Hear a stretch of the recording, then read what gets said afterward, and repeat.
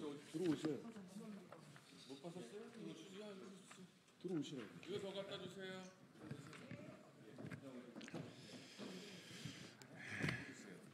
국회 정무위원회 소속의 김남근 국회의원입니다.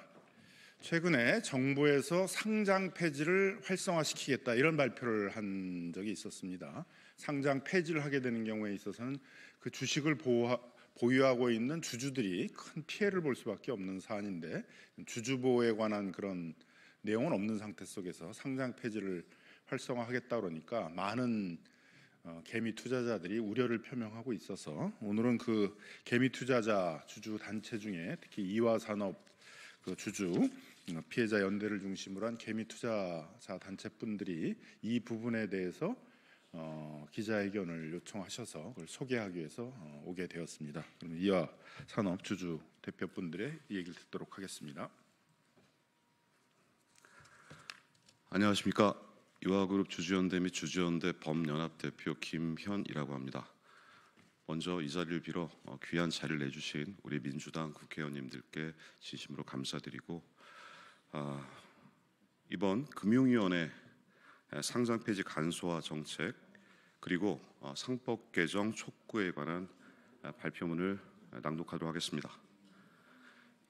이화그룹 주주연대 및 주주연대 범연합은 오랫동안 이사의 충실 의무에 주주의 이익을 포함하는 상법 개정안을 일관되게 지지해왔습니다. 이는 단순히 사회적 정의 실현을 위한 것이 아니라 한국 증시의 구조적 문제를 해결하고 개인 투자자의 권익을 보호하기 위해서였습니다.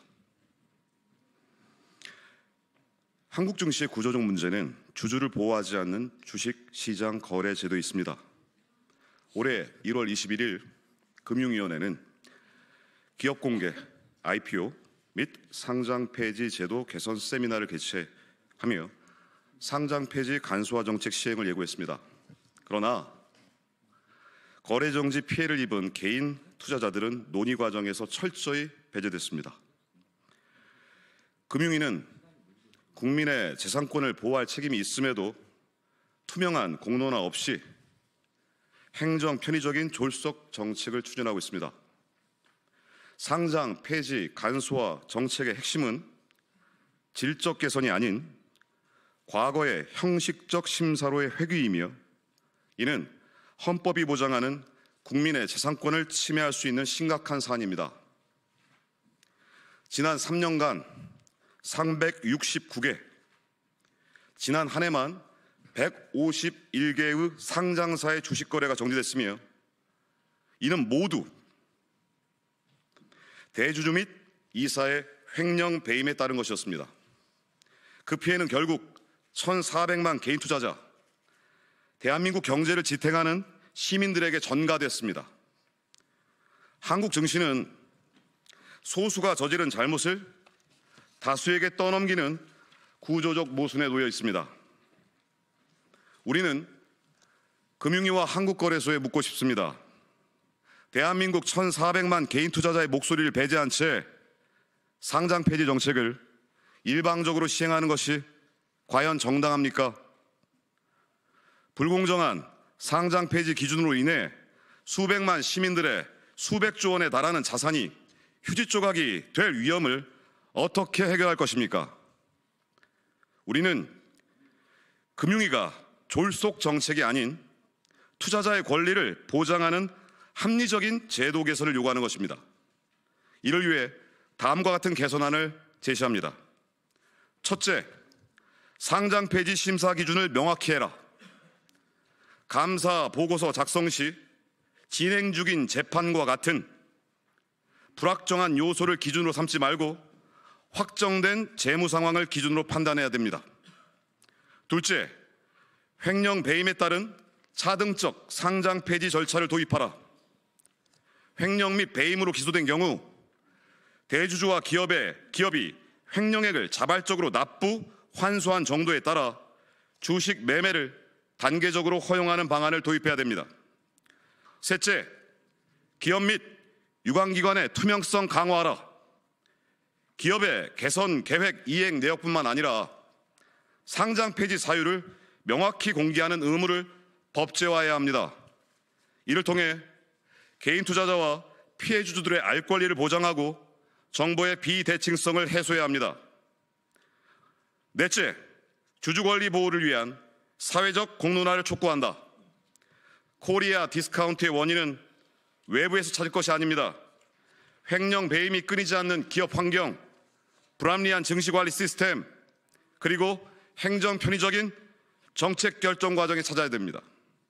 우리는 이 문제 해결을 위해 상법 개정과 증시관리 개선을 위한 법안 발의 및 제정을 강력히 촉구합니다. 국회와 언론이 이 문제를 공론화하고 금융위원회 및 유관기관이 개인 투자자의 권익을 보호하는 방향으로 정책을 개선할 것을 정중히 요청합니다. 1,400만 개인 투자자의 목소리를 외면하지 말고 대한민국 경제의 근간을 지키기 위해 우리의 요구를 깊이 고민해 주시길 간절히 부탁드립니다. 감사합니다.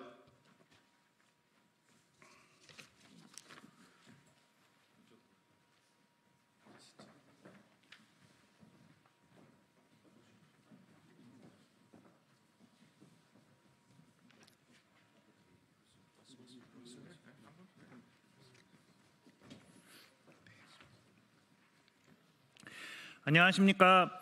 주주행동주의 플랫폼 액트의 윤태준 연구소장입니다. 개인 주주들과 직접 대면하며 그들을 도와드리는 일을 생업으로 삼고 있기에 저는 아마도 지금 이 나라에서 하루에 가장 많은 개미 투자자들과 대화하는 사람 중 하나일 것입니다. 요즘 들어 회사를 상대로 목소리를 내려 하시는 개인 주주분들이 많아지시고 있고, 감사하게도 이러한 흐름 때문에 제 직장도 조금씩 자리를 잡아가고 있습니다. 그러다 보니 개인 주주들의 목소리를 직접 듣고 싶어 하시는 정치인분들이나 언론인분들께서 저희에게 자주 연락을 주시곤 하십니다. 그런데 그분들께서 연락해달라고 요청 주시는 분들은 보통 큰 회사의 주주분들이십니다. 삼성물산, SK이노베이션, LG화학, 이런 기업들의 주주대표 연락처를 공유해달라고 연락 주시는 분이 정말 많으십니다. 물론 이런 기업들도 다 지배구조의 관점에서 큰 문제가 있고 그 안에서 고통받으시는 주주들이 너무나 많으십니다. 그러나 저는 이런 연락들을 받다 보면 조금은 서글퍼집니다. 한국 주식시장에서 가장 고통받으시는 투자자분들이 논의에서 소외되고 있다는 생각이 들기 때문입니다. 저희 액트는 기본적으로 종합병원 같은 곳입니다. 사실 조금 주가가 떨어지는 수준으로는 회사를 상대로 주주행동에 나서야겠다는 생각이 잘 들지 않기 마련입니다. 주가가 고점 대비 반토막 이상이 나고 몇 년째 계속 주가가 떨어지기만 하고 회사가 너무 큰 잘못을 연이어하고 이래야 주주분들이 저희 앱을 설치하시게 되기 때문입니다. 그러면 저희 앱의 주주분들이 가장 많이 주식을 보유하는 회사는 어디일까요? 당연하게도 1위는 국민기업 삼성전자입니다. 개인 주주만 400만 명에 달하는 회사이다 보니 저희 앱을 이용하고 계신 분들 중에서도 삼성전자를 들고 계신 분이 많으실 수밖에 없겠지요. 그럼 두 번째, 세 번째, 네 번째로 많은 기업이 어디일까요? 카카오, 네이버, 현대차 모두 아닙니다. 정답은 오늘 이 자리에서 제 앞에서 발표해 주신 김현 씨가 주주대표로 계시는 이화그룹 3사입니다. EID, 이트론, 이화전기가 저희 앱을 이용하시는 주주분들이 두 번째, 세 번째, 네 번째로 많이 들고 계신 종목입니다. 사실 이화 3사뿐 아니라 장기간 거래 정지되어 있는 종목의 주주분들이 저희 앱에 정말 많이 모여 계십니다. 지금 이 자리에 함께하고 계신 대유 주주연대 분들도 그리고 셀리버리 주주연대 분들도 저희 액트와 오랜 시간 함께 거래 재개와 상장 유지를 위해 싸워오신 분들입니다. 저는 지금 이 자리에 와주신 기업들의 사례만 잘 분석하고 이를 보완할 방법만 찾아도 한국 자본시장에 산적해 있는 문제 중 절반 이상이 없어진다고 굳게 믿고 있습니다. 처해 있던 상황도 사업의 특성도 모두 다른 기업들입니다만 이 세 가지 기업에는 공통된 문제들이 있었습니다. 첫째, 영업 실적이 견조하거나 불과 몇 년 전만 해도 잠재력을 촉망받던 기업들이었습니다. 둘째, 부도덕한 경영진의 행동으로 일순간에 회사가 망가져 버렸습니다. 셋째, 거래가 정지되어 하루아침에 재산이 동결되어 버린 주주분들이 회사를 살려보려 적극적으로 나섰으나 회사 내외부에서 적절한 지원을 받을 수가 없었습니다. 넷째, 장기간의 거래 정지 과정에서 주주분들은 개선 상황에 대한 정보를 거의 얻을 수 없었습니다. 다섯째, 기업을 직접 되살려보기 위해 다수의 주주분들이 모여 주주총회에서 이사 선임 등 적극적인 행동에 나섰으나 편법, 불법, 위법 주총으로 인해 그 시도가 무산되었습니다. 그 결과 대유와 셀리버리는 상장 폐지 결정 후 지리한 상패 효력 정지 가처분 신청 절차를 밟고 있고 이제 2와 3사도 며칠 뒤부터 어쩌면 같은 길을 가게 될지도 모릅니다. 앞서 저희 회사를 병원이라고 표현했었는데요. 그러면 저는 의사이고 찾아오시는 주주분들은 환자라고 감히 비유해 볼 수 있을 것 같습니다. 저희를 찾아오신 기업의 주주분들이 상장 폐지라는 결과를 받아들이게 되실 때 저는 제가 담당하던 환자가 돌아가시는 것을 보는 의사처럼 마음이 참담하여 며칠간 잠을 이루지 못하곤 합니다. 이런 문제는 도대체 어떻게 해결할 수 있는 것일까요?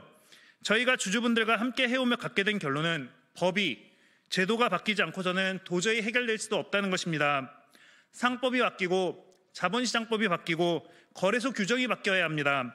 그 중에서도 오늘 이 자리에서는 다시 한번 상법 개정의 중요성을 말씀드리고 가고 싶습니다. 이사의 주주 충실 의무, 일각의 지적대로 선언적인 조항입니다. 그러나 이런 당연한 원칙조차 우리 자본시장에서 지켜지지 않고 있기에 이 조항 반드시 반영되어야 합니다. 병원으로 치자면 주주 충실 의무는 영양분 많은 식사입니다. 적어도 환자들에게 질 좋은 식사는 제공해야 하는 것 아닙니까? 그리고 거기에서 더 나아가 환자들을 위한 다양한 약이나 치료법이 함께 제공되어야 합니다. 이강일 의원님께서 대표 발의하신 상법 개정안에 포함되어 있던 횡령배임 대주주의 주총에서의 의결권 제한이 반영되어 있었다면 이 세 회사가 이런 상황에 처할 일이 없었을 것입니다. 저희 액트가 목놓아 외쳐왔던 독립적인 제3자 주총의장 선임 청구권이 도입된다면 이미 이 기업들에는 주주들이 추천했던 분들이 이사로 선임되어 상패를 막기 위해 끝까지 최선을 다해보셨을 것입니다. 집중투표제 의무화나 감사위원 분리선출 확대가 도입되었다면 애초에 부도덕한 경영진이 이 사회를 완전히 장악하고 자기 마음대로 의사결정을 내릴 수 없었을 것입니다. 이런 상법 개정안들이 모두 환자들에게 필요한 약입니다.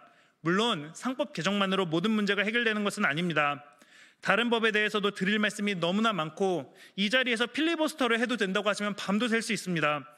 하지만 투자자 보호를 위해 상장 폐지 절차를 간소화한다고 했을 때 보호받는 투자자가 누구인지도 생각해 볼 필요가 있습니다.